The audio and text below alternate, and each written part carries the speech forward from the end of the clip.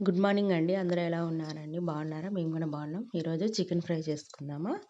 కొద్దిగా 1/4 KG chicken తెచ్చుకొని బాగా కడిగి శుభ్రంగా అది వేసుకోవాలండి. బాండ్లీలో వేసుకొని చూసుకుంటే దాంట్లో ఉన్న నీళ్ళన్నీ పోయే వరకు ఫ్రై చేసుకోవాలి. పసుపు, ఉప్పు వేసి. ఇక్కడ కొంచెమే కాబట్టి రోట్లో అల్లం వెల్లుల్లి పేస్ట్ దంచుకొని పెట్టుకోవాలి. అట్లా నీళ్ళన్నీ పోయే వరకు బాగా మూత పెట్టుకొని చూసుకోవాలి. తర్వాత చూడండి అట్లా చెప్పినప్పుడు మధ్యలో మధ్యలో కలుపుతూ ఉండాలి.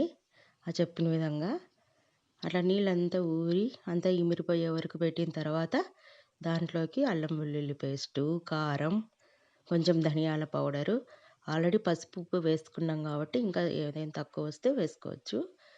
ధనియాల పౌడరు అవన్నీ కలిపి కొంచెం మగ్గే వరకు మరి మూత పెట్టుకోవాలి. మూత పెట్టుకున్న తర్వాత మధ్యలో కలుపుతూ ఉండాలి. ఆనియన్స్ వేసుకోవాలి. ఆ స్మెల్ పోయే వరకు ఫస్ట్‌లో అయితే కలుపుతూ ఉండాలి. చూడండి. అలా కలిపి కొంచెం ఆయిల్ వేసుకొని, కొద్దిగా వాటర్ గాని వేసుకొని పెట్టుకోవాలి.